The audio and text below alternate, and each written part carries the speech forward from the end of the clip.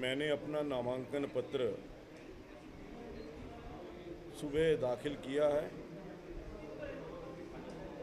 और आज जिस प्रकार का उत्साह, समर्थन और जो जोश कार्यकर्ताओं में देखने को मिला, ये इस बात का परिचायक है कि हम तीसरी बार पंचकूला के अंदर भारतीय जनता पार्टी की विजय होगी और हैट्रिक लगेगा।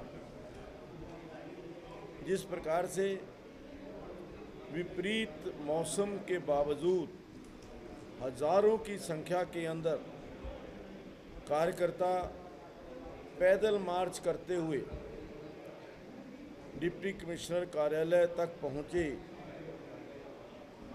मेजर संदीप सांकला चौक के ऊपर हमने अपने पैदल मार्च का समापन किया, तो आज उससे ऐसा प्रतीत होता है कि पंचकूला की जनता ने मन बना लिया है कि तीसरी बार यहाँ से भाजपा का प्रत्याशी जीते और हरियाणा प्रदेश के अंदर तीसरी बार भारतीय जनता पार्टी की सरकार बने। अभी मेरे कुछ साथी बात कर रहे थे, कांग्रेस की टिकटों को अभी तक जारी ना होना, अनाउंसमेंट ना होना, जबकि केवल 22 घंटे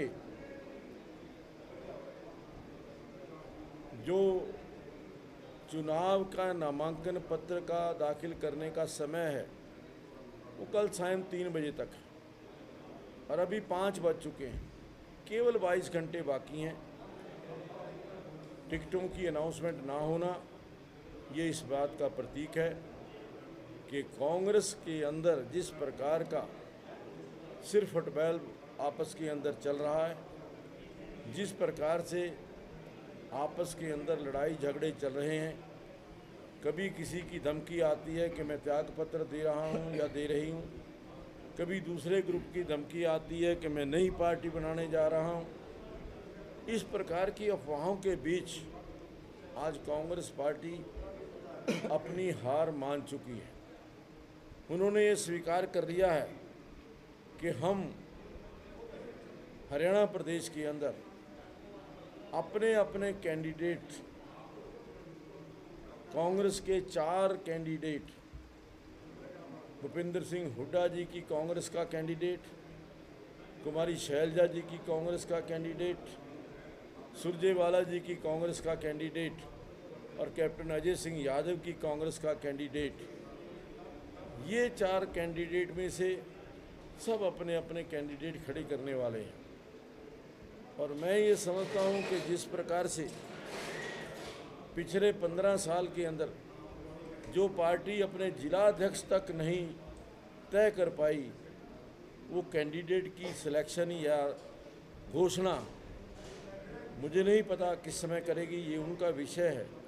लेकिन आम आदमियों की ये राय है कि कांग्रेस पार्टी ने अपनी हार स्वीकार कर ली है और वो भाजपा के साथ तो बाद में, पहले कांग्रेस आपस के अंदर ही लड़कर के तय करेगी कि who is the superior candidate. मेरा इतना ही बस निवेदन।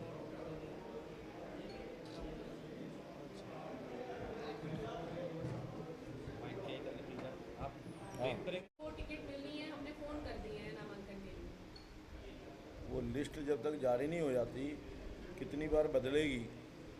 आपको क्या है एहसास कितना? क्योंकि टिकट लिस्ट जारी क्यों नहीं की? फिर अगर फ़ोन कर दिए तो लिस्ट भी जारी कर दें। और दूसरी बात, किस ने किस को फ़ोन किया? अब वो तो फ़ोन सुरजेवाला जी ने अपने कैंडिडेट्स को कर दिया, हुड्डा जी ने अपने कांग्रेस AICC ने अपने उधर ऑफिस से करवाया, जिसको टिकट मिल गया फोन कर दिया अभी नामांकन के लिए कि आप चले जाओ, पर लिस्ट नहीं जारी की। नहीं, किसके ऑफिस से किया है ना? सबके अपने अपने ऑफिस हैं। कांग्रेस ऑफिस से। कांग्रेस ऑफिस को मुझे नज़र नहीं आता। वहाँ तो अपने हुड्डा जी के ऑफिस नज़र आता है, शैलजा जी का ऑफिस नज़र आता है। मुझे तो कोई वहाँ ऑफिस, कांग्रेस का अगर ऑफिस होता तो ये कांग्रेस का हाल नहीं होता। कांग्रेस की आज जो जिस प्रकार से आपस के अंदर लड़ाई चल रही है। 15 साल से उनके ऑफिस के अंदर बैठ कर के ये तय नहीं हो पाया कि उनका जिला अध्यक्ष कौन है। तो अब ये आप कौन से ऑफिस की बात करते हैं? धन्यवाद साहब। सम्मानित प्रेस के साथियों का स्वागत, अभिनंदन। मित्रों, मेरे साथ अभी भारतीय जनता पार्टी के वरिष्ठ नेता हमारे यहाँ के प्रत्याशी आदरणीय ज्ञान गुप्ता जी ने अपनी बातें रखी, नवीन जी और हमारे अन्य साथी। मित्रों, आज पूरे भारतवर्ष में जो दलित विरोधी बयान, संविधान विरोधी बयान कांग्रेस के वरिष्ठ नेता राहुल गांधी जी के द्वारा जॉर्जिया टाउनशिप यूनिवर्सिटी में अमेरिका में जो बयान दिया गया, उसका दलित समाज पूरे भारतवर्ष में बड़ा विरोध कर रहा है। आप लोगों ने लोकसभा के आम चुनाव में कांग्रेसी नेताओं के हाथ में पवित्र संविधान की एक पुस्तिका देखी और राहुल जी जहाँ भी जाते थे उस संविधान की पुस्तक को लेकर के हमारी भोली भाली जनता को और विशेष तौर पर हमारे दलित समाज के बंधुओं को ये बहकाने का काम करते थे। उन्होंने अपने प्रत्येक भाषण में, सभा में देश की जनता के सामने अपने मुखारबिंद से कहा कि जब भी भारतीय जनता पार्टी अगर 400 पार सीटें कर जाएगी, तीसरी बार सत्ता में आ जाएगी, तो ये संविधान को ख़त्म कर देगी। इस बात को इस भारतवर्ष का शिक्षित प्रत्येक नागरिक समझता है कि जिस पवित्र संविधान से इस देश चलता है, उस देश को बदलने की ताकत किसी भी राजनीतिक पार्टी के पास नहीं है।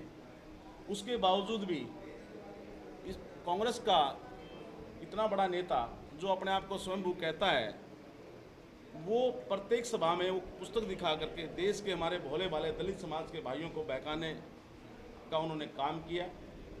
और आज पूरे देश की मीडिया के सामने वो अपनी सफाई में राहुल गांधी, जो उन्होंने अमेरिका में कहा, आप सब पत्रकार बंधुओं को पता है, मीडिया पर, सोशल मीडिया पर, इलेक्ट्रॉनिक मीडिया पर सब बातें बड़ी विस्तार से विवाद चला हुआ है। उन्होंने कहा कि जब भी भारत में उनका भाव यही था कि हमारी सत्ता होगी, माहौल ठीक होगा, भाव आप समझ पा रहे हैं, उनका यही कहना है उस अपने शब्द के पीछे कि हमारी सत्ता होगी तो हम SC का, ST का और OBC का आरक्षण ख़त्म कर देंगे। ये उनको पीढ़ियों दर पीढ़ी, नेहरू जी जब देश के प्रधानमंत्री थे, उन्होंने भी उस समय के तत्कालीन जहाँ जिन जिन प्रांतों में सरकार भाजपा की कांग्रेस की रही, उनके मुख्यमंत्री को चिट्ठी लिख करके कहा था कि आरक्षण की आवश्यकता नहीं है, आप चाहे तो आरक्षण खत्म कर सकते हैं।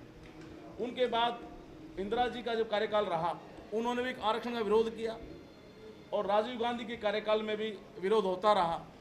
मंडल कमीशन के बारे में तो अब मीडिया ने छापा, लिखा है, उन्होंने खुलकर ओपन विरोध किया। और अब राहुल गांधी जी ने भी बड़े स्पष्ट शब्दों में विदेशी धरती पर, अमेरिका में बड़ा संदेश दिया कि जब हम सत्ता में आएंगे तो हम आरक्षण को ख़त्म कर देंगे। लेकिन मैं आप सम्मानित साथियों के माध्यम से, इस लोकतंत्र के चौथे शतक के माध्यम से अपने देश की जनता को और प्रदेश की जनता को ये बताना चाहता हूँ कि भारतीय जनता पार्टी का शीर्ष नेतृत्व और भारतीय जनता पार्टी की सरकार ने, हमारे नेताओं ने समय समय पर आप मीडिया के माध्यम से देश की जनता को बताया है कि जब तक भारतीय जनता पार्टी की सरकार केंद्र में है या प्रांतों में है, आरक्षण की तरफ को छू भी नहीं सकता, आरक्षण को लखा भी नहीं सकता, वो तो बदलने की बात करता है, ख़त्म करने की बात करता है। उन्होंने आम चुनाव में देश की जनता के सामने झूठ बोला और जो उनकी इच्छा है, अपनी इच्छा को, जो मन में विचार होता है वो बाहर आ ही जाता है। और जो उनकी सोच है, जो इच्छा है, वो अमेरिका की उस यूनिवर्सिटी के माध्यम से, उनके बयान के माध्यम से देश की जनता के सामने उन्होंने अपनी सोच बता दी है कि हम सत्ता में आएंगे तो आरक्षण खत्म कर देंगे। दूसरी तरफ जब भी भारतीय जनता पार्टी सरकार रही, जिन विभागों में या जिन चीज़ों में आरक्षण की व्यवस्था नहीं है, भारतीय जनता पार्टी ने वहाँ भी SC समाज के उत्थान के लिए बहुत सारे ऐसे काम किए हैं। हम अपने प्रांत की बात करें तो जो ठेकेदारी प्रथा है, जो टेंडर्स होते हैं, चाहे मार्केट कमेटी का हो, रोड का हो या किसी भी विभाग का टेंडर है, माननीय मनोहर लाल जी जब मुख्यमंत्री होते थे, उन्होंने ये व्यवस्था की हरियाणा में कि भाई इस जो SC समाज को प्राथमिकता के आधार पर उसमें आरक्षण की व्यवस्था की। ऐसी बहुत सारी व्यवस्थाएं हरियाणा में, रोहतक मेडिकल में जो MDS MS का जो एडमिशन होता है MBBS के बाद, कांग्रेस कार्यकाल में हमारे SC समाज के बंधु बार बार बोलते रहे, कहते रहे कि भाई पूरे देश में ये व्यवस्था है, तो आप हमें ये आरक्षण क्यों नहीं दे रहे। कांग्रेस के कार्यकाल में वो आरक्षण नहीं दिया गया। भारतीय जनता पार्टी सरकार बनी तो हमने वहाँ भी इस आरक्षण को लागू किया। इतना ही नहीं साथियों, देश का जो सर्वस्थान है, देश की सरकार बनी माननीय प्रधानमंत्री नरेंद्र मोदी जी के नेतृत्व में, तो जब भी हमें 2 बार मौका मिला, सम्मानित चेयर जो हमारी राष्ट्रपति जी की होती है, तो हमारे दलित समाज के, हमारे भारतीय जनता पार्टी के जो पहले नेता रहे, वो हमारे बहुत सामान्य परिवार से, गरीबी परिवार से माननीय रामनाथ कोविंद जी को देश का राष्ट्रपति बनाया। वहाँ कोई व्यवस्था नहीं है संविधान आरक्षण की, लेकिन हमने दलित समाज को सम्मान देने के लिए आगे बढ़ाया। उसी तरह से अब एसटी समाज से बहन हमारी जो द्रौपदी मुर्मू जी हैं, उनको भी अब सर्वस्थान पर बिठा करके भारतीय जनता पार्टी ये अपना जो विचार है, सोच है कि हम दलित समाज को आगे बढ़ाते हैं, सम्मान करते हैं, एसटी हो, ओबीसी हो, सभी समाजों को साथ लेकर के हम आगे बढ़ते हैं। मैं आपके सम्मानित साथियों के माध्यम से आज ये प्रेस करने का मुख्य उद्देश्य यही है कि जो कांग्रेस के आज पूर्व मुख्यमंत्री भूपेंद्र सिंह हुड्डा ने भी अभी राहुल गांधी के बयान का समर्थन किया है। उन्होंने भी कहा है कि जो राहुल जी ने बयान दिया है वो सही है, और ये पहले भी हमारे नेहरू जी भी चाहते थे। उन्होंने इस बात को थोड़ा सा और आगे बढ़ा दिया कि अभी एससी समाज को और ओबीसी समाज को आरक्षण के आगे की सोचनी चाहिए। तो मित्रों, इससे भूपेंद्र सिंह हुड्डा की भी मानसिकता झलकती है कि वो दलितों का वोट तो लेना चाहता है, साथ तो लेना चाहता है, राजनीतिक लाभ तो लेना चाहता है, लेकिन दलितों की चिंता नहीं है। उनके कार्यकाल में आपने देखा गवाना में किस तरह से दलित समाज के घरों को जलाया गया। आप लोगों ने देखा किस तरह से मिर्चपुर में एक अपाहिज हमारी बेटी दलित समाज की, उसके पिताजी को और उसको घर में जला दिया गया। उनके कार्यकाल में कितने दलितों पर अत्याचार हुए इस हरियाणा प्रदेश में, वो आप सम्मानित मीडिया के माध्यम से बार बार प्रिंट मीडिया में आप लोगों ने सबने दिखाया।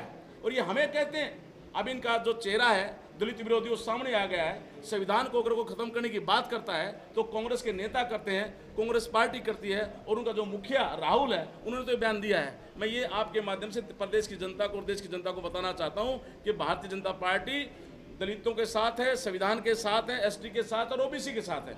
जब तक केंद्र में भारतीय जनता पार्टी की सरकार है, जिन जिन प्रांतों में है, वहाँ आरक्षण तरफ को देख ही नहीं सकता। मैं ये संदेश भारतीय जनता पार्टी का और अपनी सरकारों का आपके माध्यम से देश की जनता और प्रदेश में देना चाहता हूँ। इतनी सी बात रखने के लिए। सरकार के जो बयान है, जो राज्यों में चुनाव है में और हरियाणा में, इससे कहीं ना कहीं प्रभावित होगा, नुकसान होगा कांग्रेस को इस प्रकार के जो बयानबाजी कर रहे हैं। निश्चित तौर पे हमारे जो दलित भाइयों को, ऐसी समाज के बंधुओं को जो लोकसभा में इन्होंने बरगलाने का काम किया, अब उन भाइयों को समझ में आएगा कि सही मायने में अगर कोई दलित विरोधी है, संविधान विरोधी है, तो कांग्रेस पार्टी है। कांग्रेस के नेताओं की सोच है। और उनके, मैंने जैसे पहले कहा कि नेहरू जी ने कहा, इंदिरा जी ने कहा, राहुल जी ने कहा, और अब राहुल स्वयं बोल रहे हैं वो, तो हमारे प्रदेश में निश्चित तौर पे हमारा दलित समाज जो लोकसभा के चुनाव में थोड़ा सा उस बात को लेकर के हमारे से थोड़ा सा अलग दिखाई दिया था, निश्चित तौर पे अब हमारा दलित समाज एक तरफा उनकी सोच को समझते हुए, कांग्रेस की सोच को समझते हुए, भूपेंद्र हुड्डा की सोच को समझते हुए